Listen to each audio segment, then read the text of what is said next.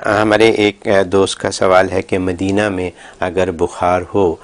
تو کہا یہ جاتا ہے کہ یہ ایک اچھی علامت ہے، تو آپ کیا فرمائیں گے اس سلسلے میں؟ بالکل جی بہت اچھا سوال ہے، اور یہ واقعی یہ بات صحیح ہے، حدیث میں اس کی بڑی فضیلت ہے کہ ویسے تو نبی پاک صلی اللہ علیہ وسلم جب مدینہ منتقل ہوئے تھے، وہاں پہنچے تھے، تو اس وقت وہاں پہ خاص قسم کا بخار تھا، تو آپ نے دعا کی تھی، اللہ تبارک و تعالی نے اس دعا کی برکت سے بخار کو اٹھا کر ایک دوسری جگہ پھینک دیا تھا، مدینہ کو پاک کر دیا، تو کہا کہ وہ ایک زحمت اور عذاب تھا جو وہاں سے منتقل ہو گیا۔ اب وہاں پہ رہنے والے کو اگر بخار آتا ہے تو خاص اللہ کی رحمت والا بخار ہوتا ہے،